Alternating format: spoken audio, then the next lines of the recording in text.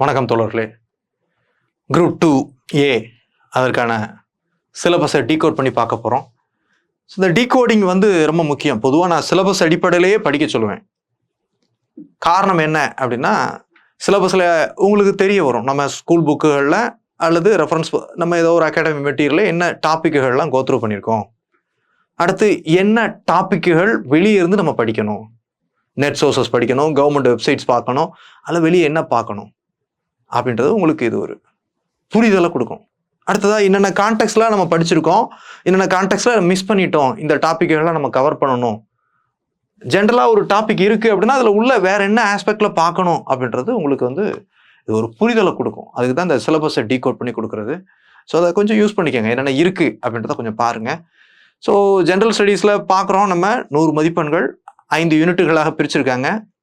இதில் first unit 1 group 2Aக்கான unit 1 என்ன இருக்கு? Modern history of Tamil Nadu. முழுக்க தமிழ்நாட்டுடைய நவீன தமிழ்நாட்டுடைய வரலாறுனே கொடுத்துட்டாங்க 1. அப்போ மாடர்ன் ஹிஸ்டரி ஆஃப் தமிழ்நாடு தான். 2 பொறுத்தவரைக்கும் பார்த்தீங்கன்னா modern history of India with special reference to தமிழ்நாடுன்னு கொடுக்குறாங்க. ஆனால் இங்கே மாடர்ன் ஹிஸ்டரி ஆஃப் தமிழ்நாடுனே கொடுத்துட்டாங்க. கூடுதலாக என்ன கொடுக்குறாங்க பாருங்க, தமிழ் சொசைட்டி, தமிழ் சமூகம். யூனிட் 8 நீங்கள் படித்தது தான். அதுலேயே அவங்களுடைய கல்ச்சர் அண்ட் ஹெரிட்டேஜ் ஆஸ்பெக்டில் கேட்குறாங்க, கலாச்சாரம் மற்றும் பாரம்பரியத்தின் அடிப்படையில் கேட்குறாங்க. இதைத்தான் நம்ம சிலபஸை டீகோட் பண்ணி பார்க்க போகிறோம். 35-36 டாப்பிக்குகளாக நான் உடச்சி கொடுக்குறேன். என்னென்ன இருக்குது அப்படின்றத பாருங்கள். இதில் ஏதாவது நம்ம மிஸ் பண்ணிட்டோமா அப்படின்றத கொஞ்சம் பாருங்கள், பார்க்குறதுன்ட்டு. ஸோ பாருங்கள், முதல்ல என்ன இருக்குது? அட்வென்ட் ஆஃப் ஐரோப்பியர் வருகை அப்படின்றதான் ஃபர்ஸ்ட் ஒன்று. அப்போ ஐரோப்பியர் வருகைன்னா அந்த ஐரோப்பியருடைய வருகையை வெளிப்படுத்தக்கூடிய சான்றுகள் என்ன, சான்றுகள் பார்க்கணும். சரியா? சோர்சஸ் என்ன? Literary sources. அப்போ இலக்கியங்களாக இருக்கலாம், அந்த இடைக்கால இலக்கியங்களாக இருக்கலாம், நாயக்கர் கால இலக்கியங்களாக இருக்கலாம், குறிப்புகளாக இருக்கலாம். தமிழ்நாடு கான்டெக்ட்லேயே யோசிக்கணும், எல்லாத்தையும் தமிழ்நாடு வயசே யோசிக்கணும். சரியா? அடுத்ததாக அந்த மத பிரச்சாரர்களான ஜெஸ்யூட் பாதிரியார்கள் வந்தாங்க, ராபர்ட் டி நோபிலி, பெர்னாண்டஸ் பாதிரியார்.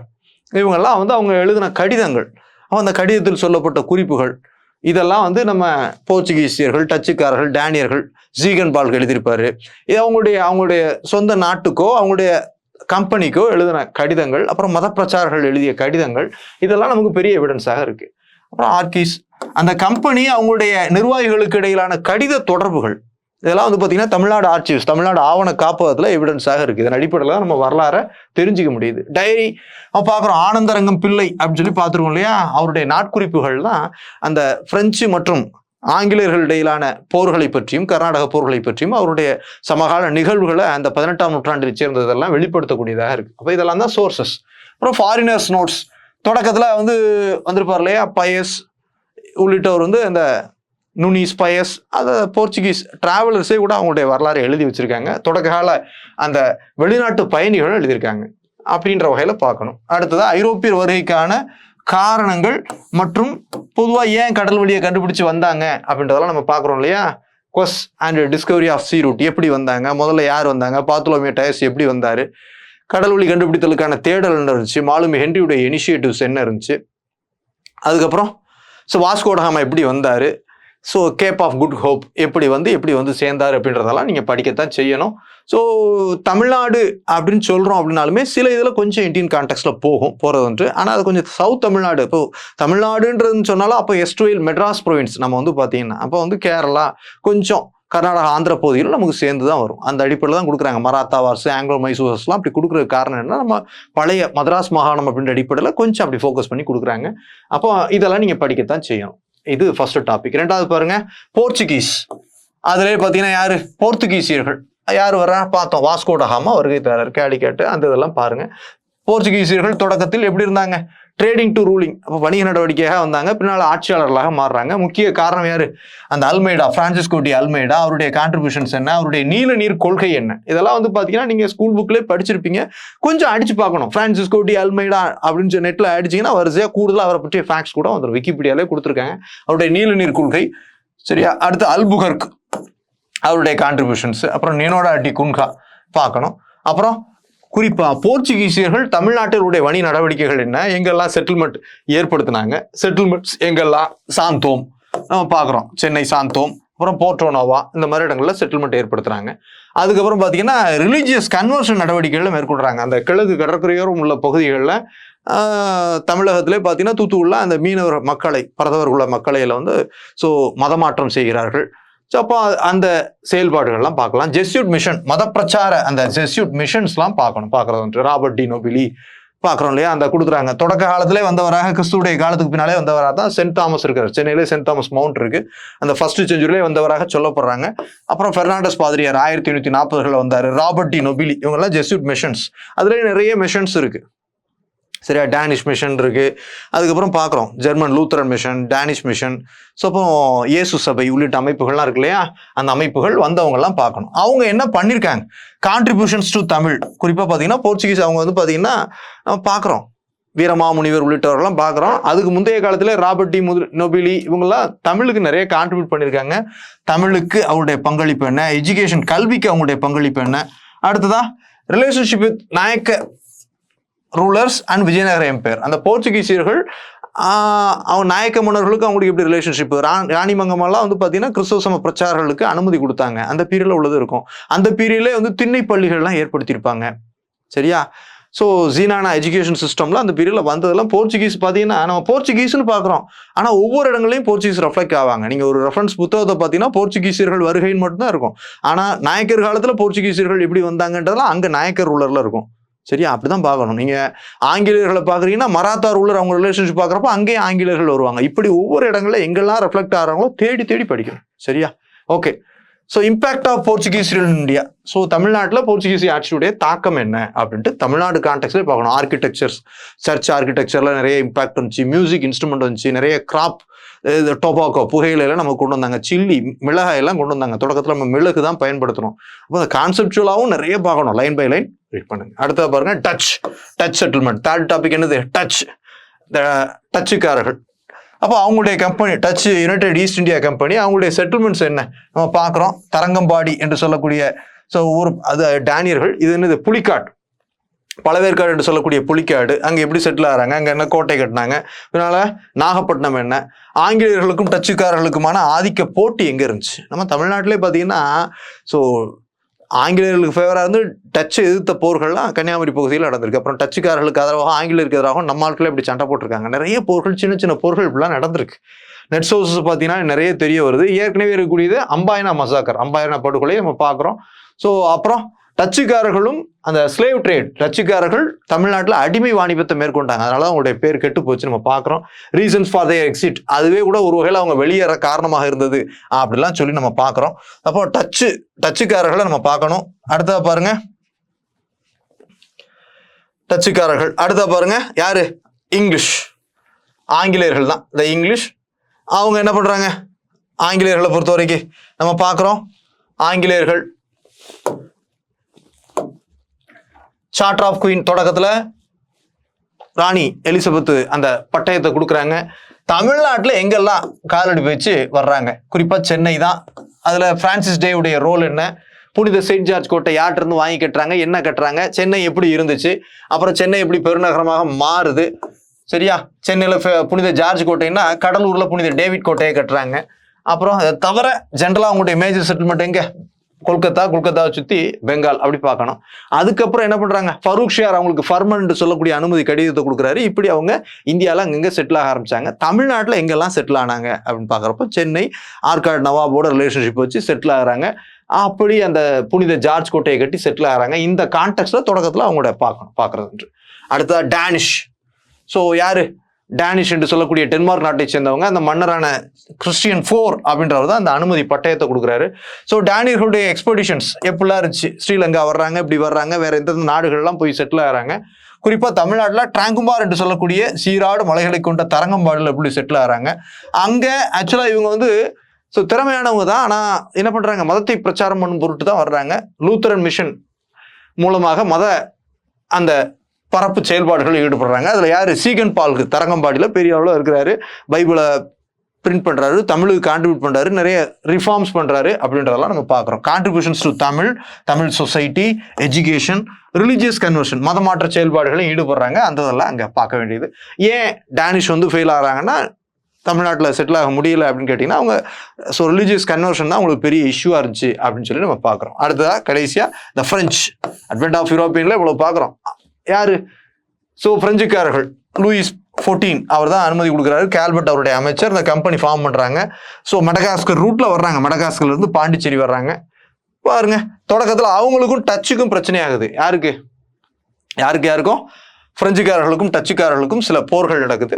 அதுக்கப்புறம் செட்டில்மெண்ட் ஆக தொடங்குறாங்க. பாண்டிச்சேரி நகரம் பிராங்க்வைஸ் மார்டின் அவருடைய கான்ட்ரிபியூஷன். பாண்டிச்சேரியில் புனித லூயிஸ் கோட்டை என்று சொல்லக்கூடிய கோட்டையை கட்டுறாங்க. அதில் பின்னால் பிரெஞ்சுக்காரர்களே முக்கியமானவர். எப்படி ஆங்கிலேயர்களுக்கு ராபர்ட் கிளைவோ, பிரெஞ்சுக்காரர்களுக்கு டியூப்ளெக்ஸ் என்று சொல்லக்கூடிய டியூப்ளேயை ஃபோக்கஸ் பண்ணி நீங்கள் பார்க்குறதுன்ட்டு அடுத்த சிலபஸ்லேயே உடச்சு கொடுத்துட்டாங்க. கடைசியாக ரிமைனிங்காக இருந்தது 2 பேர் தான். யார்?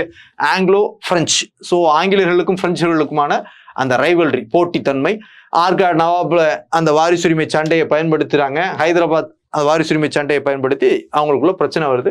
ஆர்காட் நவாப் அந்த வாரிசுரிமை சண்டையை பயன்படுத்தி அவங்க மோதியது தான் 3 கர்நாடக போர்கள். தரவா பார்க்கணும். கர்நாடக போர்கள் எங்கெங்கே என்னென்ன சின்ன ஈவெண்ட் முதல் கொண்டு பார்க்கணும். Carnatic war 1. So battle of Adyar. So சென்னையை சுற்றி நடக்குது. ஸோ அடையாற்று போர் அல்லது சாந்தோம் போர்னு சொல்கிறாங்க. பின்னால் பாண்டிச்சேரி முற்றுகையிட ட்ரை பண்ணுறாங்க. ஆனால் அவங்க கட்டுப்பாட்டில் கொண்டு வந்துடுறாங்க. முடிவு ஐலாஷா ஃபேல் ட்ரீட்டி அப்படின்ட்டு சொல்லி அங்கே உடன்படிக்கை பண்ணிக்கிறாங்க இங்கிலாந்தும் பிரான்ஸும். அடுத்த செகண்ட் கர்நாடிக் வார். ஸோ ஆர்காட் நவாபுடைய வாரிசுரிமை போட்டி தான் நம்ம பார்க்குறோம். ஸோ அங்கே சந்தா சாஹிப்பா அல்லது முகமது அலியான்னு பார்க்குறோம். இங்கிட்டு வந்து பார்த்தீங்கன்னா ஹைதராபாத்லேயே தான் அப்படி இருந்துச்சு. முசஃபர் ஜங் அந்த வாரிசுரிமை போட்டி நடக்கிறத பார்க்குறோம். விளைவு எங்கே நடக்குது? பேட்டில் ஆஃப் ஆம்பூர், அப்புறம் பேட்டில் ஆஃப் ஆர்காட், இதெல்லாம் நடக்குது. ஆம்பூர் அப்புறம் பேட்டில் ஆஃப் ஆர்காட் போரில் ராபர்ட் கிளைவ் பெரிய ஆளாக உருவாக்குறாரு. அப்புறம் இங்கே முகமது அலி தப்பிச்சு திருச்சியில் வந்து பதுங்கின பின்னால் சுற்றி வளைக்கிறார். பிசிஜ் ஆஃப் ட்ரிச்சி. பின்னால் என்ன ஆகுது? ஸோ பிரெஞ்சுக்காரர்கள் தோற்கடிக்கப்பட்டு அந்த பாண்டிச்சேரி உடன்படிக்கை கையெழுத்தாகுது. இதில் role of Dupleix and Robert Clive அவங்க எப்படி ஆர்காட் ஹீரோ அப்படின்ட்டு பேர் வாங்குறாரு. அது மாதிரி டியூப்ளெக்ஸ் பெரிய தொடக்கத்தில் பெரிய வெற்றிகளை பின்னால் செட்பேக் ஆகுறாரு. அப்போ 2 பேருடைய கான்ட்ரிபியூஷன்ஸ் பார்க்கணும். அடுத்து third Carnatic war, battle of Vandavasi போர். அதில் ஹீரோ ஆஃப் வந்தவாசி யார்?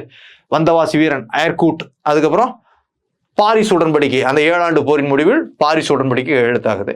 அப்போ ஒரு கட்டத்தில் இவங்க ரெஸ்ட்ரிக்டட் வித் பாண்டிச்சேரி, மாஹி, ஏனாம், காரைக்கால் தான் நம்ம பார்க்குறோம் இன்னைக்கு. அப்போ பிரெஞ்சு ஃபெயிலருக்கான காரணங்கள் என்ன, இங்கிலீஷ் சக்ஸஸ்க்கான காரணங்கள் என்ன, அதிலே வந்து பார்த்தீங்கன்னா இந்த காலத்து வரலாறு சொல்லக்கூடிய ஆனந்தரங்கம் பிள்ளை அவருடைய டைரி நான் ஏற்கனவே சொன்னேன். இதை கொஞ்சம் அதில் உள்ள குறிப்புகள்லாம் டீட்டெயில்டாக பார்க்கணும். அடுத்தா பார்த்தீங்கன்னா சிலபஸில் கொடுத்தது ஆங்கிலோ மைசூர் வார். ஆங்கிலோ மைசூர் வார்னா எஸ்ட்ரேல் மெட்ராஸ் பிரசிடென்சின்ற வகையில் மைசூரில் பாதி ரீஜன் நமக்கு இருந்துச்சு, கேரளா இருந்துச்சு, ஆந்திரா இருந்துச்சுன்றதால அந்த ரீஜன்லாம் சேர்த்தே கொடுக்குறாங்க. ஆங்கிலோ மைசூர் போர். ரைஸ் ஆஃப் ஹைதரலியுடைய எழுச்சி எப்படி வர்றாரு, அப்புறம் அவருடைய மகன் திப்பு சுல்தான் வராங்க. முதல் ஆங்கிலோ மைசூர் போர் மதராஸ் உடன்படிக்கையில முடிவுக்கு வருது. 2வது ஆங்கிலோ மைசூர் போர். அந்த ட்ரீட்டிஸ் ரொம்ப முக்கியம். அதோட முக்கிய அம்சங்கள் ஒவ்வொரு விஷயங்களையும் நல்லா தரவா பார்த்துக்கணும் அப்படின்றத மனசுல வச்சுக்கோங்க. மங்களூர் உடன்படிக்கை. 3வது மைசூர் போர். ஸ்ரீரங்கப்பட்டினம் உடன்படிக்கை அடிப்படையில் நாட்டே லிமிட் பண்ணிட்டு மொத்தத்தை எழுதி வாங்கிடுறாங்க. கடைசியாக 4th ஆங்கிலோ மைசூர் வார்ல என்ன ஆகுது? ஸோ ஒடுக்கப்பட்டு திப்பு சுல்தான் ஒடுக்கப்பட்டு அவர் கொல்லப்படுறாரு. மகன்களை வேலூர் சிறைக்கு கொண்டு வந்துடுறாங்க. நம்ம பார்க்குறோம். அப்போ தரவா பாருங்க. ஸோ முதல் மைசூர் போர்லாம் சென்னை பகுதியில் நடக்குது. அதனால சென்னையை போய் முற்றுகையிடுறார் திப்பு சுல்தான். வந்து பார்த்தீங்கன்னா மெட்ராஸ் ட்ரீட்டினே கையெழுத்தாகுது. பாருங்க, அதுக்கான காரணங்கள் ஒவ்வொன்றையும் பார்க்கணும். ஸோ ஹிஸ்ட்ரி சப்ஜெக்ட்லையும் டீட்டெயிலாக 360 degree wise Anglo Mysore Warna அப்போ காரணங்கள் என்ன, பேக்ரவுண்ட் என்ன, காரணங்கள் என்ன, சரியா? கோர்ஸ் ஆஃப் தி வார், போரின் போக்கு என்ன, எங்கெங்கே சண்டை நடந்துச்சு, யார் சண்டை பண்ணாங்க, அப்போ போரின் முடிவு என்ன உடன்படிக்கை கையெழுத்தாச்சு, உடன்படிக்கையுடைய முக்கிய அம்சங்கள் என்ன, அதனுடைய பின்விளைவுகள் என்ன, உடன்படிக்கை என்ன தாக்கத்தை, அப்படி தரோவா பார்க்கணும். ஒரு விஷயத்த பார்க்குறப்போ தரோவா படிக்கணும், சரியா? அதே மாதிரி தான் ஆங்கிலோ மராத்தா வார்ஸ், ஆங்கிலேய அந்த மராத்திய போர்கள். Rice of Marathas. ஸோ ஒரு கட்டத்தில் மொகல் அவங்களுடைய வீழ்ச்சிக்கு பின்னால் மராத்தியர்கள் பெரிய தலைவர்களாக உருவாகிறாங்க. ஆனால் அவங்களுக்குடைய அந்த வாரிசுரிமை சண்டையில் ஆங்கிலேயர்கள் உள்ள வந்து பாலிடிக்ஸ் பண்ணுறாங்க. இங்கிலீஷ் என்ட்ரி இன் Maratha politics. Anglo Maratha Wars, 3 போர்கள் நடக்குது. அதன் அடிப்படையில் நடந்த உடன்படிக்கைகளை ஃபுல்லாக பார்க்கணும். 3 மராத்தா போர்கள். முதலாம் ஆங்கிலோ மராத்தா போர், 2ஆம் ஆங்கிலோ மராத்தா போர் பார்க்குறோம் இல்லையா? சூரத் ட்ரீட்டி, ஒவ்வொரு ட்ரீட்டியாக பார்க்குறோம் இல்லையா? Purandar treaty, Surat treaty, Salbai treaty, இந்த உடன்படிக்கைகள் பேர் சூர்ஜி அர்ஜுன் கான் ட்ரீட்டி, என்னென்ன உடன்படிக்கைகள், இந்த ட்ரீட்டிஸ் ஃபுல்லாக பார்க்கணும். கடைசியாக பூனா உடன்படிக்கை. அப்புறம் மராத்தியர்கள் ஏன் தோல்வி அடைஞ்சாங்க, அப்புறம் கொஞ்சம் எப்படி போனாலும் மராத்தாஸின் தமிழ்நாடும் கொஞ்சம் லைட்டாக பார்த்துக்கணும். தமிழ்நாட்டில் மராத்தியர்கள் எப்படி வந்தாங்க, தஞ்சாவூரில் எப்படி ஆட்சி பண்ணாங்க, அதிலே பார்த்தீங்கன்னா ஆங்கிலேயர்களுக்கும் தமிழகத்தை சேர்ந்த மராத்தியர்களுக்கும் ரிலேஷன்ஷிப் எப்படி இருந்துச்சு. குறிப்பாக சர்ஃபோஜி சரபோஜி மன்னர் அவருடைய பங்களிப்புகள் என்ன, அவங்களுக்கும் ஆங்கிலேயர்களுக்குமான அந்த துணைப்படை திட்டம்லாம் பார்க்குறோம் இல்லையா? ஆமாம், சப்சிடி அலையன்ஸில் அவர் என்ன இது பண்ணாங்க, இப்படி எல்லாத்தையும் பார்க்கணும், அந்த கான்டெக்ட்லையும் பார்த்துக்கணும்.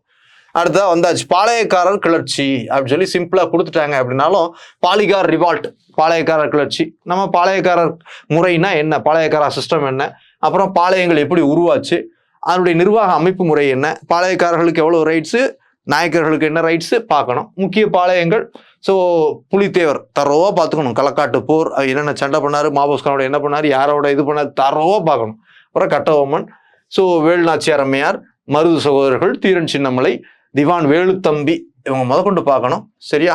திண்டுக்கல் கோபால் நாயக்கரையும் சேர்த்து வச்சு பார்த்துக்கங்க. அப்போ இந்த பீரியட்ல இந்த பாளையக்காரர்களுடைய கிளர்ச்சி காரணமே இந்த கர்நாடிக் ட்ரீட்டிஸ் என்று சொல்லக்கூடிய கர்நாடக உடன்படிக்கைகள் தான். அப்போ 1787 கர்நாடக உடன்படிக்கை என்னென்ன விஷயங்கள் இருக்கு, அது எப்படி பாதிச்சுது, 1792 கர்நாடக உடன்படிக்கை, அப்புறம் சவுத் இந்தியன் ரெபலியன் என்று சொல்லக்கூடிய தென்னிந்திய கிளர்ச்சிக்கு பின்னால் என்னென்ன அந்த 1801 உடன்படிக்கை எப்படி முழுக்க முழுக்க பாளையக்காரருடைய வீழ்ச்சிக்கு காரணமாயிட்டு அப்படின்றதெல்லாம் நீங்க பார்க்கணும். அப்போ அந்த இதுல வந்து பாத்தீங்கன்னா தென்னிந்திய கிளர்ச்சி ஒருவேளை பாளையக்கார ரிபல்லியன் தான். அதனுடைய பின்புலம் என்ன, காரணங்கள் என்ன, அதுல மருது சகோதரர்களுடைய பங்கு என்ன, திண்டுக்கல் கோபால் நாயக்கர் மற்றும் மற்றவர்களுடைய பங்கு என்ன, அந்த தென்னிந்திய கூட்டமைப்பு சவுத் இந்தியன் ஃபெடரேஷன் எப்படி ஃபார்ம் பண்ணாங்க, விருப்பாட்சி சதி ஆலோசனை என்ன, அந்த ரிபல்லியன் கிளர்ச்சி எப்படி பரவுது, அக்னியூ என்ன ப்ரொக்ளமேட் பண்றாரு, திருச்சி பிரகடனம் என்று சொல்லக்கூடிய பிரகடனம், திருச்சி டெக்ளரேஷன் என்ன, அப்புறம் காளையக்காரர்கள் எப்படி வீழ்ச்சி அடையுது, இந்த கிளர்ச்சி என்னென்ன தாக்கத்தை உண்டு பண்ணுது அப்படின்றத நம்ம பார்க்கறது. அடுத்தா பார்த்தீங்கன்னா வேலூர் கிளர்ச்சி, வெள்ளூர் மியூட்டினி, அதனுடைய பின்புலம் என்ன, வெள்ளூர் மியூட்டினி அதனுடைய பின்புலம் என்ன, காரணங்கள் என்ன, பல்வேறு காரணங்கள் இருக்கு, டேட்டாவோட சேர்த்து படிங்க. என்ஃபோர்ஸ்மெண்ட் ஆஃப் நியூ ரெகுலேஷன், புதிய விதிமுறைகள் எப்படி கிளர்ச்சிக்கு காரணமாயிட்டு, எப்படி கிளர்ச்சி வெடித்தது, கிளர்ச்சி எப்படி ஒடுக்கப்பட்டது, அதனுடைய தோல்விக்கு காரணம் என்ன, முக்கியமானவர்கள் யார், வில்லியம் பெண்டிங், ஸோ பார்க்குறோம் இல்லையா, கர்னல் மேக்ராஸ், கில்லஸ்பி, பேர்கள்லாம் பார்க்கணும் இல்லையா, தாரோவா பார்க்கணும், என்ன ரெஜிமெண்ட் பக்காவா டேட்டாவா கையில் வச்சுக்கோங்க. ஸோ அப்புறம் கம்பேரிங் இட் வித் 1857 மியூட்டினி, ஆமாம் 1857 கிளர்ச்சிக்கும் இதுக்கு முன்னோடி போராட்டம்னு சொல்றாங்க. என்ன காரணம், தமிழர்கள் தான் விடுதலை போராட்டத்துக்கு முன்னோடி அப்படின்றது இந்த வேலூர் கழகம் எப்படி வெளிப்படுத்துச்சு, அதனுடைய பின்விளைவுகள் என்ன, இதனுடைய தாக்கங்கள் எங்கெங்கெல்லாம் அந்த கிளர்ச்சியாக வெடித்தது அப்படின்றதெல்லாம் நீங்க பார்க்கறது. அடுத்ததா பாருங்க சோசியோ ரிலிஜியஸ் ரிஃபார்ம்ஸ், சமூக மத சீர்திருத்த இயக்கங்கள், அப்படித்தான் டாபிக். இன்னொரு டாபிக் இருக்கு, சோசியோ பொலிட்டிக்கல் ரிஃபார்ம்ஸ் இருக்கு, ரெண்டையும் வேறுபடுத்தணும். மதத்தை சீர்திருத்த வந்த இயக்கங்கள் சோசியோ ரிலிஜியஸ் ரிஃபார்ம், சரியா? அதே சமயம் சமூகத்தை சீர்திருத்த வந்தது, அரசியலை சீர்திருத்த வந்தது சோசியோ பொலிட்டிக்கல் ரிஃபார்ம்ஸ், சரியா? ரெண்டையும் வேறுபடுத்தி பாருங்க. இது தமிழ்நாடு கான்டெக்ட்லயே பார்க்கறது ஒன்று. இதுல வந்து பாத்தீங்கன்னா ஏற்கனவே உங்களுக்கு தெரிஞ்சதுதான் social religious reform movements 18th and 19th century. இதுல கூடுதலா என்ன கொடுக்குறாங்கன்னா கிறிஸ்டியன் மிஷனரிஸ்ன்னு கொடுக்குறாங்க, கிறிஸ்தவ அந்த மிஷனரிஸை பத்தி கொடுக்குறாங்க. அதுல யாருன்னா ஜெஸ்யூட் மிஷனரிஸ் நம்ம ஏற்கனவே பார்த்தோம். அதுல யாரு, father Fernandes, Robert de Nobili, father Martins, John de Britto. பாத்தீங்கன்னா ராமநாதபுரம் பகுதியில இவருக்கு நிறைய பேர் உண்டு. அப்புறம் ப்ராட்டஸ்டன்ட் மிஷனரி, இதெல்லாம் வந்து பார்த்தீங்கன்னா கேத்தலிக் மிஷனரிஸ். இதை தவிர ப்ராட்டஸ்டன்ட் மிஷனரிஸ், அதர் மிஷனரிஸ்லாம் இருக்கு.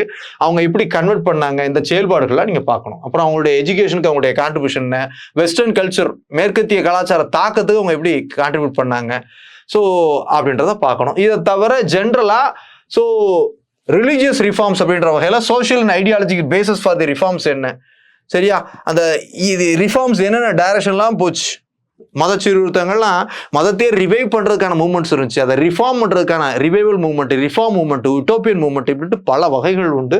அப்படி பார்க்கறது வந்துட்டு.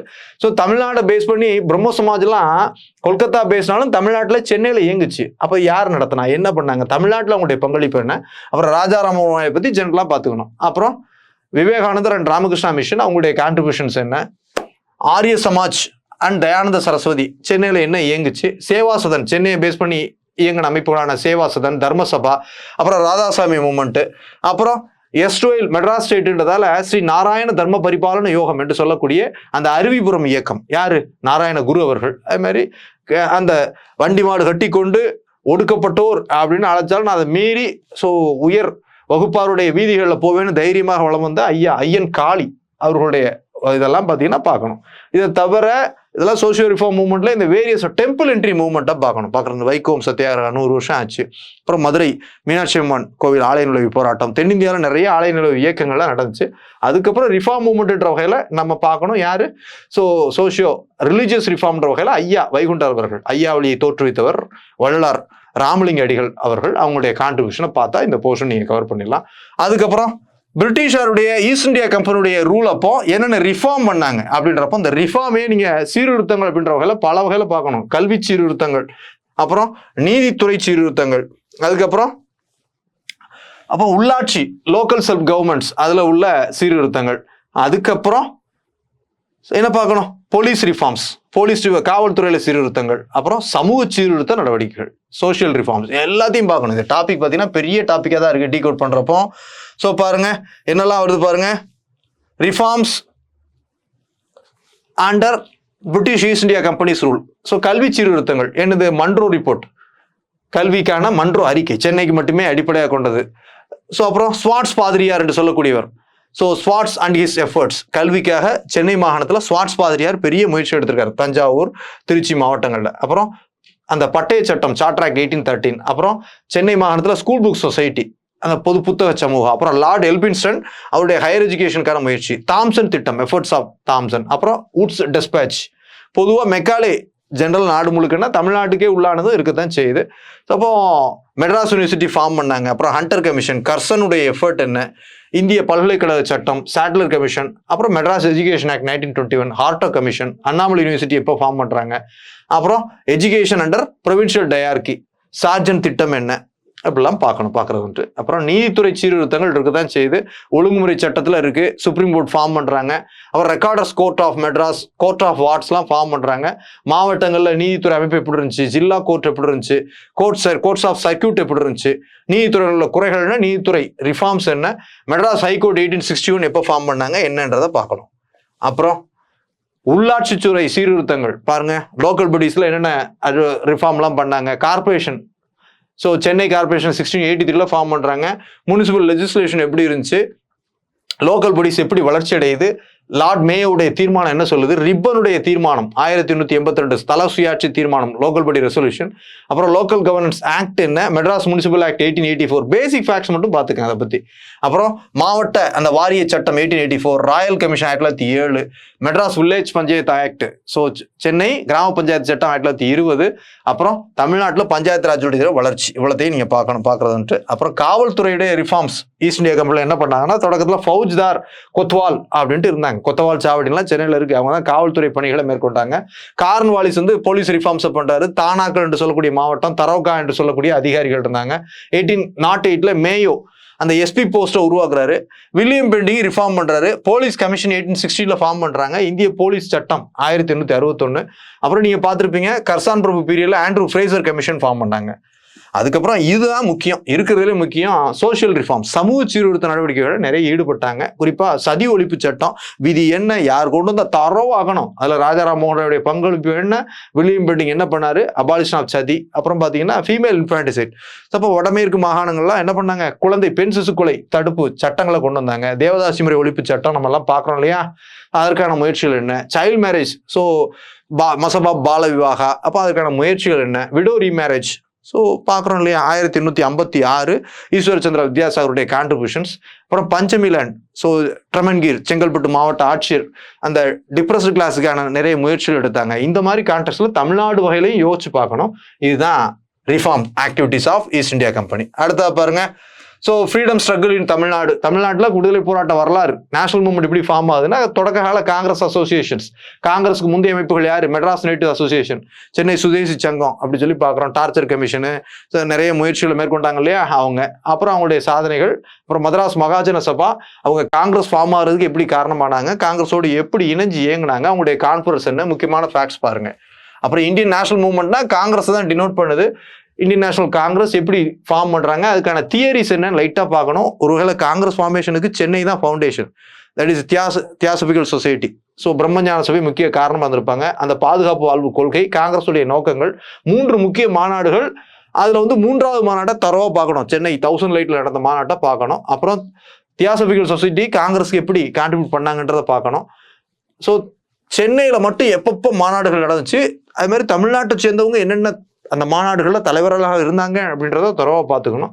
சரியா, அதைத்தான் நான் சொல்றது வந்துட்டு. அப்புறம் சுதேசி இயக்கம், அவருடைய பின்புலம் என்ன, சுதேசி ஐடியாலஜி என்ன, சுதேசி இயக்கத்துக்கான காரணம் என்ன, பார்ட்டிஷன் ஆஃப் பெங்கால் தான் காரணம், தமிழ்நாட்டில் இதோடைய தாக்கம் எப்படி இருந்துச்சு, சுதேசி கப்பல் கழகம், சென்னை ஜனசங்கம், வஉசியுடைய இனிஷியேட்டிவ்ஸ் நிறைய இருக்கு பார்த்தீங்களா. அந்த தூத்துக்குடி பவள ஆலை தொழிலாளர் அந்த ஆர்ப்பாட்டம், அந்த ஸ்ட்ரைக்கு, அப்புறம் குறிப்பா வஉசியுடைய பங்களிப்பு. வஉ சிதம்பரனார் தான் சுதேசி இயக்கத்துக்கு தமிழ்நாட்டில் லீட் பண்ணி நடத்துறாரு. அவருக்கு உதவியா இருந்து சுப்பிரமணிய சிவா மற்றும் பாரதியுடைய கருத்துக்கள் பத்திரிகைகள் இந்த பீரியட் என்ன வந்துச்சு, பாடல்கள் என்ன எழுதி இந்த சுதேசி இயக்கத்துக்கு அவர் கான்ட்ரிபியூட் பண்ணார் அப்படின்றதெல்லாம் பார்க்கணும்.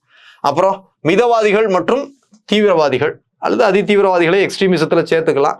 தொடக்க கால மிதவாதிகள் யார் இருந்தாங்கன்னா VS Srinivasa Shastri, PS Sivasamy, GA Natesanar இவங்கெல்லாம் இருந்தாங்க. அதே மாதிரி ஹிந்து G சுப்பிரமணியம் இவங்கெல்லாம் இருந்தாங்க. அவங்களுடைய சாதனைகள் என்ன, தமிழ்நாட்டில் அவங்களுடைய பங்களிப்பு எப்படி இருந்துச்சு அப்படின்றத மதிப்பிடணும். அதுக்கப்புறம் பார்த்தீங்கன்னா மாடரேட்ஸ், மிதவாதிகள் மற்றும் தீவிரவாதிகள் 2 பேருடைய வேறுபாடுகள் என்ன, ஸோ தீவிரவாதம் என்று சொல்லக்கூடிய எக்ஸ்ட்ரீமிசம் எப்படி வளர்ந்துச்சு, அதுக்கான காரணங்கள் என்ன, அவங்களுடைய செயல் திட்டங்கள் என்ன, அவங்களுடைய சாதனைகள் என்ன, எப்படி ஒடுக்கப்பட்டார்கள். குறிப்பாக பார்த்தீங்கன்னா தமிழ்நாட்டை சேர்ந்த தீவிரவாதிகளான, ஸோ அதி தீவிரவாதிகள் இல்லை, தீவிரவாதிகளான VOC, பாரதியார், சுப்பிரமணிய சிவா அவங்களுடைய கான்ட்ரிபியூஷன் என்ன, நெல்லை கலவரத்துக்கு எப்படி காரணம் ஆயிடுச்சு அப்படின்றத பார்க்கணும். ஸோ அதே மாதிரி பார்த்தீங்கன்னா அதி தீவிரவாதிகள் என்று சொல்லக்கூடிய ரெவல்யூஷனரி குரூப்பான பாரத மாதா சங்கம், VV சுப்பிரமணியனார், நீலகண்ட பிரம்மச்சாரி, வாஞ்சிநாதன், அந்த ஆஷ் மர்டர், இந்த இதெல்லாம் பார்த்துக்கணும். அதுக்கப்புறம் M10 செண்பகராமன் அவருடைய M10 கப்பல் முயற்சி, முதல் உலகப் போர் காலகட்டத்தில் விடுதலைக்கு வாங்கி தர என்ன முயற்சிகள் மேற்கொண்டார் அப்படின்றத நீங்க பார்க்கணும். பார்க்கறது ஒன்று. அடுத்ததா பாருங்க home rule movement. So home rule agitation என்று சொல்லக்கூடிய ஹோம் ரூல் மூவ்மெண்ட், அப்போ தன்னாட்சி இயக்கம் சென்னையை பேஸ் பண்ணி தான் ஆரம்பிக்குது. ஸோ நேட்டிவ் ரூல், உள்ளாட்சி, எங்கள் பகுதியை நாங்களே ஆட்சி பண்ணுன்ற டிமாண்ட் எப்படி ரைஸ் ஆகுது. அன்னிபெசன்ட், BP வாடியா, ஸோ அதே மாதிரி பார்த்தீங்கன்னா அருண்டேல் இவங்கெல்லாம் பெரிய அளவில் கான்ட்ரிபியூட் பண்ணியிருப்பாங்க. அவங்களையும் டீகோட் பண்ணி படிக்கணும். குறிப்பாக அன்னிபெசன்டோட இணைந்து திலகர் பண்றாரு. இவங்க சென்னையில் பண்றாங்கன்னா அவர் வந்து புனேல ஆரம்பிக்கிறாரு. ஸோ நேரு குடும்பத்தினர் அலகாபாத்தில் பண்றாங்க. இப்படிலாம் பார்க்கணும். Factors leading to the movement, அதுக்கான காரணங்கள் என்ன, அதனுடைய பின்புலம் எப்படி இருந்துச்சு, எங்கெங்க என்னென்ன யார் அந்த அந்த ஹோம் ரூல் மூவ்மெண்ட்டை பண்ணாங்க, அரசாங்கத்துடைய மனநிலை எப்படி இருந்துச்சு, பின்னால அது மாண்டேகு பிரபு எப்படி அறிவிக்கை வெளியிறார், ஆகஸ்ட் அந்த அனௌன்ஸ்மெண்ட் எப்படி ரிலீஸ் பண்றாரு, அதில் உள்ள விஷயங்கள் என்ன. அதுக்கப்புறம் தேசியவாதிகள் இந்த ஹோம் ரூல் மூவ்மெண்ட் அவருடைய அந்த ஆகஸ்ட் செட்டில்மெண்ட்டுக்கு என்ன ரெஸ்பாண்ட் பண்ணாங்க அப்படின்ற வகையெல்லாம் நீங்க பார்க்கறது. அது பீரியட் உள்ள ஹிஸ்டரியை தான் டீகோட் பண்ணி பார்க்க போறீங்க. நான் கோஆபரேஷன் மூவ்மெண்ட், ஒத்துழையாமை இயக்கம், காந்தி வந்து இந்த பீரியட்ல என்ட்ரி ஆகிறாரு. அவருடைய 3 போராட்டங்கள் நம்ம பார்க்குறோம். சம்ப்ரான் சத்தியாகிரகா, கேத்தா சத்தியாகிரகா, அகமதாபாத் ஸ்ட்ரைக்கு எல்லாம் பார்க்குறத கொஞ்சம் பார்த்துக்கங்க. காந்தியுடைய சத்தியாகிரகா அப்படின்றத பார்க்கணும். அடுத்தா பார்த்தீங்கன்னா ரவுலட் அந்த ஆக்ட் வருது, ரவுலட் ஆக்ட், அந்த சத்தியாகிரகா வருது, ஜாலியன் வாலாபாக் மசாக்கர் வருது, அதெல்லாம் பார்த்துக்கங்க. இந்த இடத்தோட சேர்த்து பார்த்துக்கங்க. கிலாஃபத் மூவ்மெண்ட் அது எப்படி நான் கோஆபரேஷன் கிலாஃபத் மூவ்மெண்ட்டாக கன்வெர்ட் ஆகுது, அது தமிழ்நாட்டில் என்ன இம்பாக்ட். பாருங்க, தமிழ்நாட்டில் நோ டாக்ஸ் கேம்பெயின், வரிகூடா இயக்கம் வருது. அது மாதிரி கள்ளுக்கடை மறியல் பெரியாருடைய சகோதரிகள் நடத்தினாங்க. டேட்டாலாம் தரவா பாருங்க. இந்த பீரியட்ல எமினன்ட் லீடர்ஸ் யாரு, ராஜாஜி மற்றும் பெரியார், அவங்களுடைய பங்களிப்புகளை பாருங்க. சரியா? அடுத்ததா சட்ட மறுப்பு இயக்கம் என்று சொல்லக்கூடிய சிவில் டிசோபீடியன்ஸ் மூவ்மெண்ட். பூர்ண சுதந்திரத்தை நோக்கி போறாங்க. லாகூர் காங்கிரஸ் செஷன், காந்தியுடைய டிமாண்ட் வைக்கிறாரு, அவங்க அக்செப்ட் பண்ணல. அப்போ அந்த சிவில் டிசோபீடியன்ஸ் மூவ்மெண்ட்டுக்கான பிளான் அவர் சொல்றாரு. அவர் தண்டி மார்ச் போறாரு. நம்ம ஆளுக்கு எங்க போறாங்க, வேதாரண்ய மார்ச் போறாங்க. ராஜாஜி, சந்தானம், நாமக்கல் கவிஞர் இவங்கெல்லாம் போறாங்க. அந்த பாடல் வருது. அது மாதிரி சால்ட் மார்ச்ல ருக்மணி லட்சுமிபதி கலந்துக்கிட்டு அபராதம் கட்டின அந்த வரலாறுலாம் நம்ம பார்க்குறோம். அதுக்கப்புறம் தமிழ்நாடு முழுக்க போகுது. சென்னையில் டி பிரகாசம் போறாங்க, தூத்துக்குடியில வேப்பலோடை, இந்த பகுதிகளெல்லாம் போறாங்க. அப்படிலாம் பார்க்கறது வந்து இல்லையா, அதை பார்க்கணும். அது மாதிரி அந்த செகண்ட் பேஸ்லாம் வந்து பார்த்தீங்கன்னா திருப்பூர் குமரன் கொடி தாங்கிய குமரனாக பேர் வாங்குறாரு. தலையில் அடி வாங்கி கொடியை கீழே விடாம உயிரை துறக்கிறாரு. அந்த வரலாறெல்லாம் இதோட சேர்த்து நீங்க பார்க்கணும். அப்புறம் குவிட் இண்டியா மூவ்மெண்ட், வெள்ளையனே வெளியேறு இயக்கம், அவருடைய பின்புலம் என்ன, கிரிப்ஸ் மிஷன் தோல்வி அடையுது, அதுக்கான காரணம் என்ன, எப்படி இந்த குவிட் இண்டியா மூவ்மெண்ட் ரைஸ் ஆகுது, ரெசல்யூஷன் என்ன, காந்தியுடைய ரெசல்யூஷன் ஒவ்வொருத்தருக்கும் சொல்லுவாரு. தமிழ்நாட்டில் எப்படி பரவுது, தமிழ்நாட்டில் மக்கள் இயக்கமா எப்படி வளர்ச்சி அடையுது, கான்ட்ரிபியூஷன்ஸ் ஆஃப் லேபர் மூவ்மெண்ட். தமிழ்நாட்டை பொறுத்த வரைக்கும் அது லேபர் மூவ்மெண்ட்டாக தான் இருந்துச்சு. மெட்ராஸ் டாக்யார்ட் ஆகட்டும், ட்ராம்வே ஆகட்டும், அதே மாதிரி பார்த்தீங்கன்னா அந்த ஸ்பின்னிங் மில் உறுப்பினர்களாகட்டும், எப்படி இவங்க என்ன பண்றாங்க, போராட்டம் நடத்துறாங்க, எப்படி இதுல முக்கியமான லீடர்ஸ் காமராஜ் உள்ளிட்டோர் என்ன பங்கு பண்ணாங்க அப்படின்றத நீங்க பார்க்கறது. இவ்வளவும் எங்க கொடுக்குறது மாடர்ன் இந்தியாவில் கொடுத்துட்டு தமிழ் சொசைட்டிக்கு போயிடுறாங்க. சடனா 22 டாபிக் எங்க போகுது, ஏன்ஷியன்ட் தமிழ் சொசைட்டி போகுது. தமிழ் சொசைட்டியுடைய வரலாறு சொல்லணும்னா அதுக்கான சோர்சஸ், எவிடன்சஸ் வேணும் இல்லையா. என்னெல்லாம் இருக்கு, லிட்ரரி சோர்சஸ் இருக்கு, நிறைய நீங்க படிக்கிறீங்க பாத்தீங்களா, அந்த எத்திக்ஸ் புக்லேயே படிச்சிருப்பீங்க. என்னெல்லாம் பார்க்குறோம், வரலாற்று சான்றுகள் இருக்கு. அப்போ வந்து என்னெல்லாம் இருக்கு பார்த்தீங்கன்னா, இலக்கிய சான்றுகள் இருக்கு, லிட்டரரி சோர்சஸ் இருக்கு. அதே மாதிரி காயினேஜ் இருக்கு, நாணயங்கள் இருக்கு. அதுக்கப்புறம் காப்பர் பிளேட்ஸ் இருக்கு. அதுக்கப்புறம் பார்த்தீங்கன்னா, ஃபாரினர்ஸ் நோட்ஸ் இருக்கு, வெளிநாட்டார் குறிப்புகள் இருக்கு. அப்புறம் ஆர்கியாலஜிக்கல் சோர்சஸ் இருக்கு. லிட்ரரி சோர்சஸ் தான் தமிழ் சொசைட்டியுடைய வரலாறை சொல்லக்கூடியது. சரியா? அப்படிதான் பார்க்கணும். ஸோ சோர்சஸ் என்ன, வேரியஸ் ஐடியாலஜிஸ். ஸோ அது மாதிரி பார்த்தீங்கன்னா, தமிழ் சமூகத்துடைய வரலாறை வெளிப்படுத்தக்கூடிய கருத்துக்கள் என்ன, தமிழர்களுடைய பூர்வீகம் எங்க, ஸோ சன் ஆஃப் சாயில், அப்போ தென்னிந்திய பிறப்பிட கொள்கைன்னு சொல்லுவோம். தென்னிந்தியாவே அடிப்படையாக கொண்டவங்க, இல்லை குமரி கண்டத்தை சேர்ந்தவங்க, Kumari continent, Lemuria continent concept சொல்லுவாங்க, இண்டஸ் வேலி சிவிலைசேஷனை சேர்ந்தவங்க அப்படின்ட்டு சொல்லுவாங்க. இந்த கருத்தியல்கள்லாம் சொல்றவங்க இதெல்லாம் வெளியே நிறைய பார்க்கணும். பார்க்கறது வந்து பார்த்தீங்கன்னா வேதி செல்லம், வெங்கடேசன், இந்த மாதிரி புத்தகங்களை பார்க்கறது வந்து பார்த்தீங்கன்னா. ஸோ பாருங்க, குமரி கண்டம் ரிலேஷன்ஷிப் இந்த இண்டஸ் வேலி. அப்போ ஆதிச்சநல்லூர் நாகரிகத்துக்கும் இண்டஸ் வேலி இப்போ 100 வருஷம் ஆயிடுச்சு. இண்டஸ் வேலி சிவிலைசேஷனுடைய அந்த வரலாறு வெளிப்பட்டு ஆர்கியாலஜிலாம் நடந்து, அப்போ நமக்கும் ஆதிச்சநல்லூருக்கும் என்ன தொடர்பு அப்படிலாம் பார்க்கறது வந்துட்டு. அதே மாதிரி பாருங்க, பேலியோலித்திக் ஏஜ், பழங்கற்கால வரலாறு, மெட்ராஸ் மரபு அப்படின்னு சொல்லி படிக்கிறோம். அத்திரம்பாக்கம், பல்லாவரம், குடியம், முதல்ல அது பழங்கற்கால வரலாறு. அதுக்கப்புறம் நியோலித்திக், புதிய கற்கால வரலாறு, எங்கெங்க நாகரிகம் இருந்துச்சு, பையம்பள்ளி இப்படிலாம் பார்க்குறோம் இல்லையா. அப்புறம் பெருங்கற்காலம், இதுதான் ஆதிச்சநல்லூர். அப்போ வட இந்தியாவில் இரும்பு காலம் என்பது நம்மகிட்ட பெருங்கற்காலமாக இருந்துச்சு. மெகாலித்திக் ஏஜ்னு சொல்லுவோம். ஒவ்வொன்றுக்கும் பெரிய பெரிய கற்களை பயன்படுத்தினாங்க நம்ம ஆளுங்க வந்து வரலாறுல. அப்போ மெகாலித்திக் ஏஜ் இன் ஆதிச்சநல்லூர் அப்படின்னு சொல்லி நம்ம படிக்கிறது வந்துட்டு. ஓகேயா? பெருங்கற்காலம், அந்த முதுமக்கள் தாலி முதற்கொண்டு இந்த பெருங்கற்காலத்தை சேர்ந்ததான் நகர நாகரிகம், வேளாண்மை, தொழில்கள், வணிகம் எல்லாத்தையும் வெளிப்படுத்தக்கூடியது அந்த காலத்திலே சிறப்பாக இருந்திருக்காங்க. அதாவது சங்கமேஜி கொஞ்சம் முன்னால அந்த பெருங்கற்காலம், அதெல்லாம் வந்து ஏன்ஷியன்ட் தமிழ் சொசைட்டியில் பார்க்குறோம். இதிலே வந்து நிறைய சோர்சஸ் பார்க்குறோம். இதில் ஆர்கியாலஜிக்கல் சோர்சஸ் அப்படின்னு பார்க்குறப்போ அகழ்வாராய்ச்சி நடத்தி பண்ணக்கூடியது அரிக்கைமேடு, ஆதிச்சநல்லூர், கீழடி, அந்த 3 இடங்கள் கொடுத்தாலும் மற்ற இடங்களையும் நம்ம பார்க்கணும். குறிப்பாக வந்து பார்த்தீங்கன்னா, ஸோ ஒவ்வொரு வகையிலையும் பார்க்கறது. இன்கேஸ் வந்து பொருணை ஆற்று நாகரிகம்னா ஆதிச்சநல்லூரோட சேர்ந்து என்ன பார்க்கணும், சிவகலை, பெருங்குளம், கொற்கை அப்படி பார்க்கணும். வைகை ஆற்றங்கரை நாகரிகம்னா கீழடியோட சேர்ந்து அழகன்குளம், கொந்தகை, மணலூர் இப்படி சேர்த்து பார்க்கணும்.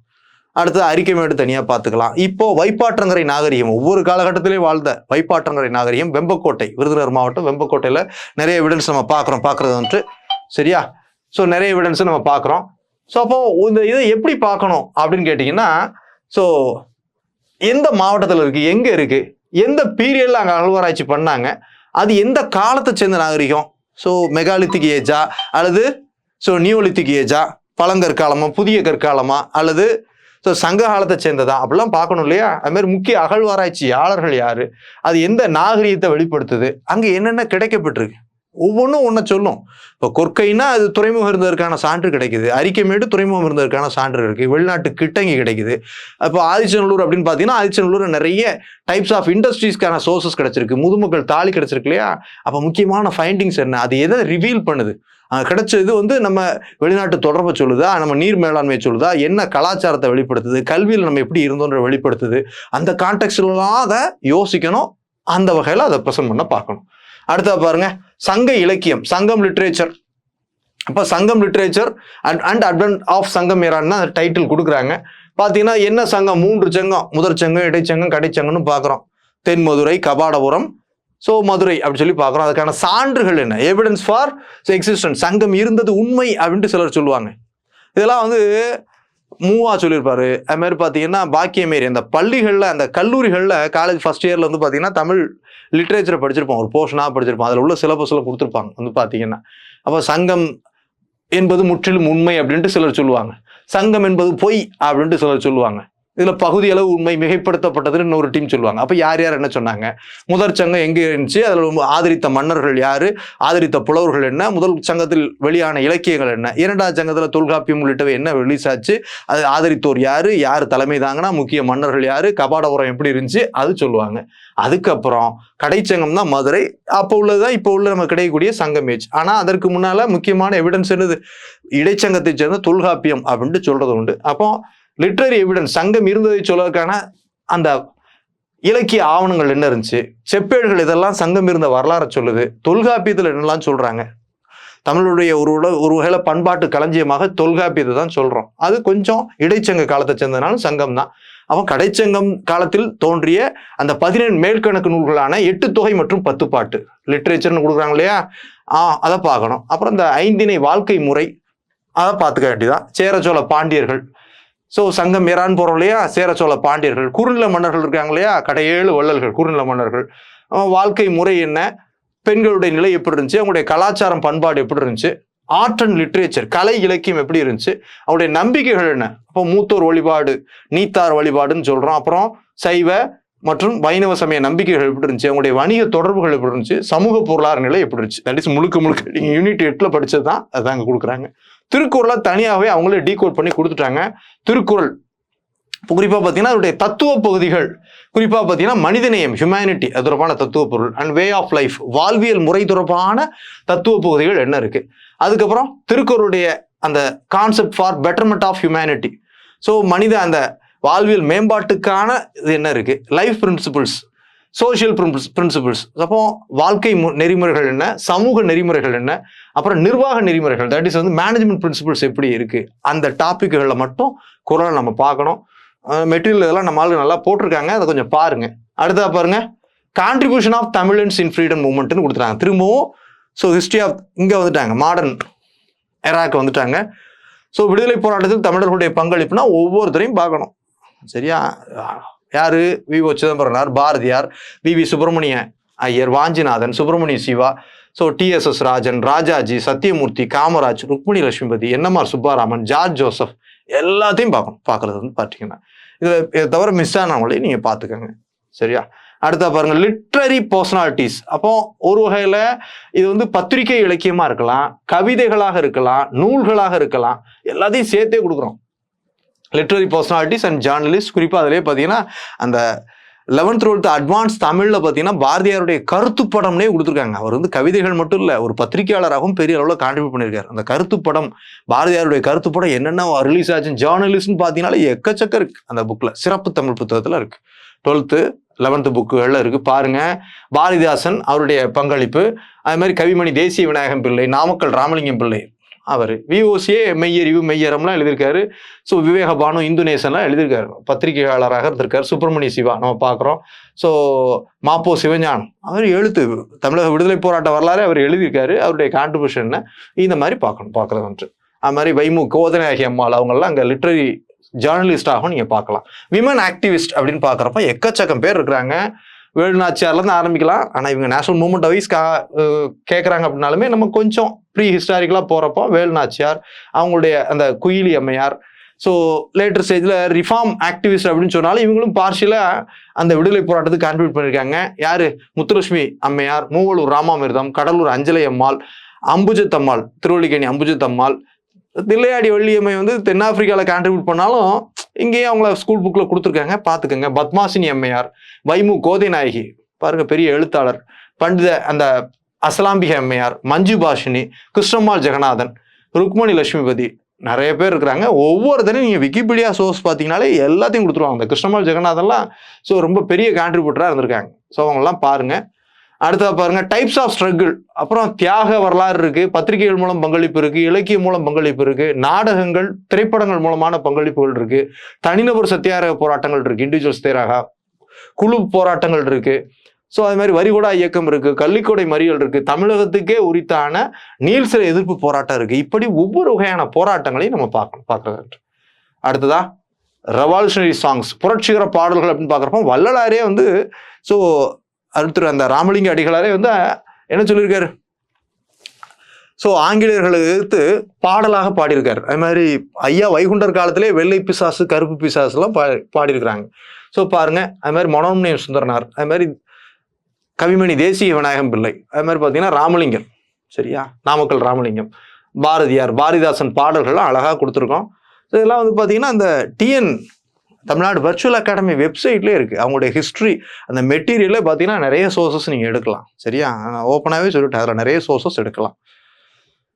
தமிழ்நாடு வர்ச்சுவல் அகாடமி இருக்கு இல்லையா, அவங்களுடைய வெப்சைட்டில் ஹிஸ்ட்ரி, ஸோ வந்து டிகிரி கோர்ஸ் அப்படின்னு அடித்து சப்ஜெக்ட் பார்த்தீங்கன்னா ஸோ தமிழர்களுடைய கல்ச்சுரல் ஹிஸ்ட்ரி இருக்கும், தமிழர்களுடைய ஹிஸ்ட்ரியும் இருக்கும். அதில் ஒவ்வொரு டாப்பிக்காக உள்ளே போய் பார்க்குறப்ப நீங்கள் டீகோட் பண்ணிங்கன்னா அது வெப்சைட்டே காட்டும்.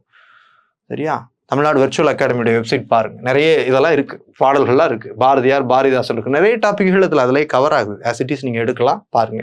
அது மாதிரி சுத்தானந்த பாரதி, அது மாதிரி மதுரகவி பாஸ்கரதாஸ், இதெல்லாம் புரட்சிகர பாடல்கள் பாடியிருக்காரு. ஜீவா அவர் கம்யூனிஸ்ட் இயக்கத்தை சேர்ந்தனாலும் ஆங்கிலேயர்களுக்கு எதிராக பாடல்கள் பாடியிருக்காரு. கல்கி கிருஷ்ணமூர்த்தி அவர்கள். அது மாதிரி பாடலை பாடியவர்கள் அப்படின்னு பார்க்குறப்ப பாருங்க, டி.கே. பட்டமாலம்மையார், விக்கிபீடியால அழகா இருக்குங்க நிறைய. கே.பி. சுந்தராம்பாளம்மையார், அது மாதிரி எம்.எஸ். சுப்புலட்சுமி அம்மா இருக்கிறாங்க. அதே மாதிரி நாடகத்தில் பாடல்கள் மூலமாக பாடி வெள்ளை கொக்கு பறக்குதடி என்று பாடிய யாரு, விஸ்வநாத தாஸ் அவர்கள் இருக்கிறாங்க. இவங்களெல்லாம் அங்கே உள்ள சேர்த்துக்கலாம். அது மாதிரி நம்ம சோசியோ ரிலிஜியஸ் மூவ்மெண்ட்னு பார்த்தோம். இது சோசியோ பொலிட்டிக்கல் மூவ்மெண்ட், சமூக அரசியல் இயக்கங்கள் அப்படின்னு பார்க்குறப்போ 19-20ஆம் நூற்றாண்டு இந்த அரசியல் சமூக இயக்கங்களை பல்வேறு வகையில பிரிக்கணும். அப்போ ஒடுக்கப்பட்டவர்களுக்கான இயக்கங்கள் டெப்ரஸ்டு கிளாஸ் மூவ்மெண்ட், பிற்படுத்தப்பட்டோர் இயக்கம் 2, labour movement, women movement, so Besant movement இப்படின்னு பிரித்து போகணும். ஆக்சுவலாக வந்து பார்த்தீங்கன்னா அப்போ டெப்ரஸ்டு கிளாஸ் மூவ்மெண்ட் அப்படின்றப்போ அயோத்திதாச பண்டிதர் அவர்கள், ரெட்டைமலை சீனிவாசனார் அவர்கள், எம்.சி. ராஜா அவர்கள், இவங்களெல்லாம் பார்க்கணும். பிற்படுத்தப்பட்டோர் இயக்கம் அப்படின்னு பார்க்குறப்ப பார்த்தீங்கன்னா அந்த திராவிட சங்கம், ஜஸ்டிஸ் பார்ட்டி அப்படிதான் போகணும். சவுத் இந்தியன் லிபரல் ஃபெடரேஷன் அப்படின்ற வகையில் போகணும். லேபர் மூவ்மெண்ட் அப்படின்னு பார்த்தீங்கன்னா சிங்காரவேலனார், ஜீவா, திருவிக்கா அவருடைய கான்ட்ரிபியூஷன், சேலம் வரதராஜனார் அவருடைய கான்ட்ரிபியூஷன்லாம் பார்க்கலாம். விமன் மூவ்மெண்ட்னா முத்துலட்சுமி ரெட்டி அண்ட் அதர்ஸ் அவங்கள பார்க்கணும். இது தவிர ஆலய நுழைவு இயக்கம் இருக்கு, டெம்பிள் என்ட்ரி மூவ்மெண்ட்டையும் பார்க்கணும். ஒரு வகையில் பார்த்தீங்கன்னா மேலாடை போராட்டம்னு கூட நீங்க பார்க்கலாம். சரியா? டெம்பிள் என்ட்ரி மூவ்மெண்ட், வைக்கம் போராட்டம் 100 ஆண்டு, மதுரை அந்த 1939 ஆலய நுழைவு போராட்டம், வைத்தியநாத ஐயர், பசுமன் முத்துராமலிங்க ஐயா அவர்கள், இவங்கெல்லாம் அங்கே கான்ட்ரிபியூஷனாக கொடுத்தது வந்துட்டு. அதுக்கப்புறம் பாருங்க ஜஸ்டிஸ் பார்ட்டி தான். இது எப்பவுமே நம்ம கேட்கக்கூடிய ஏரியா தான். நீதி கட்சி. அப்போ திராவிட இயக்கங்களுடைய தோற்றம் என்ன, அதனுடைய பின்புலம் என்ன, காரணங்கள் என்ன, நான் பிராமின் அசோசியேஷன் அவங்க எப்படி பார்க்குறாங்க, திராவிட அந்த மாணவர் விடுதி எப்படி உருவாச்சு, சவுத் இந்தியன் லிபரல் ஃபெடரேஷன் சொல்லக்கூடிய தென்னிந்திய அந்த விடுதலை கழகம் எப்படி ஃபார்ம் ஆகுது, பிராமணர் அல்லாதோர் அறிக்கை எப்படி வெளியாயிற்று, முக்கிய தலைவர்களான பி.டி. தியாகராயர், அது மாதிரி பார்த்தீங்கன்னா டி.எம். நாயர், நடேசனார் அவங்களுடைய கான்ட்ரிபியூஷன் என்ன அப்படின்ற வகையெல்லாம் நம்ம பார்க்கறது வந்துட்டு. Justice party. அடுத்ததாக பாருங்க, ஜஸ்டிஸ் பார்ட்டியுடைய ஆட்சி என்ன, ஆட்சியில் என்னென்ன கான்ட்ரிபியூட் பண்ணாங்க, சோஷியல் ஜஸ்டிஸ்க்கு என்ன கான்ட்ரிபியூஷன் பண்ணாங்க, பெண்களுக்கு என்ன பண்ணாங்க, கல்விக்கு என்ன பண்ணாங்க, டெவலப்மெண்ட் ஸ்கீம்ஸ் என்ன பண்ணாங்க, ரிசர்வேஷனுக்கு என்ன பண்ணாங்க, அவங்களுடைய சாதனைகள் என்ன, ஏன் அவங்க வீழ்ச்சி அடைஞ்சாங்க, டெக்லைன் டிகே அப்படின்னு கூட கொடுக்கலாம்.